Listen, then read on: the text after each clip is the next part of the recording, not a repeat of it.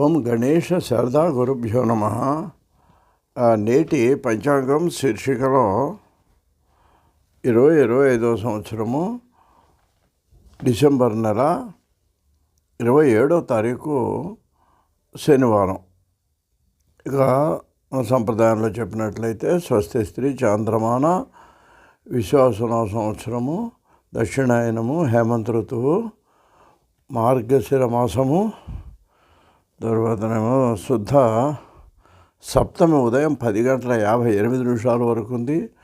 ఉత్తరాభాద్ర నక్షత్రం తెల్లవారుజామున 5:41 వరకు, వర్జం పగలు 3:32 నుంచి 5:05 వరకు వర్జం ఉందండి. శనివారం కాబట్టి దుర్ముహూర్తం ఉదయం ప్రతి శనివారం కూడా ఈ విధంగానే ఉంటుంది. ఉదయం 6 గంటల నుంచి 7:35 వరకు దుర్ముహూర్తం ఉంటుంది.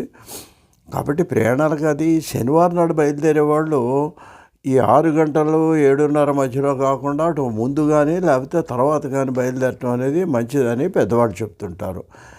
ఇక ఉదయం 10 వరకు మనకు సప్తమి తిథి ఉంది కాబట్టి ఈలోపుగా ఏదైనా వర్జం దుర్ముహూర్తం ఎలాగో ఉదయం వెళ్ళిపోతుంది కాబట్టి ఏదైనా ఉంటే ఉదయం సమయంలో 10 గంటల్లోపు ఏదైనా మీరు పనులు అవి ప్రారంభించుకుంటే మంచిది అని కూడా మనం చెప్పుకోవచ్చు.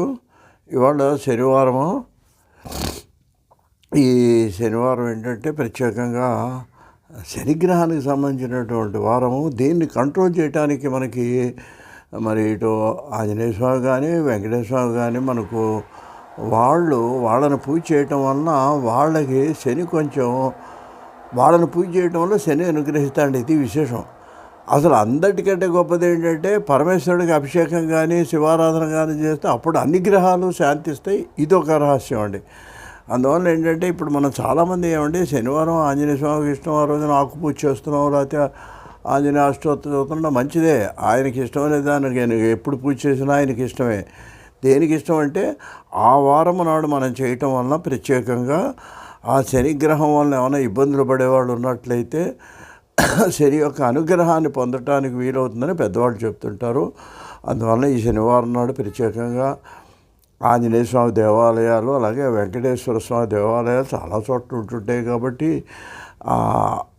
దర్శనం చేసుకోవడం. పొద్దున ఏదైనా కుదరకపోతే సాయంత్రం సమయంలో ఉన్న వెళ్ళి ఈ ఆఫీసులు, ఉద్యోగాలు, పాఠశాలలు ఉన్నవాళ్ళు ఇంటికి వచ్చిన తర్వాత కాళ్ళు చేతులు కడుక్కొని మన దేవాలయానికి వెళ్ళి దర్శనం చేసుకున్నట్లయితే, అదేవిధంగా ఇంకా వీలైతే చాలా దేవాలయాల్లో ఇప్పుడు నవగ్రహ మండపాలు ఉంటాయండి. అందువల్ల ఆదిత్యాయ సోమాయ మంగళాయ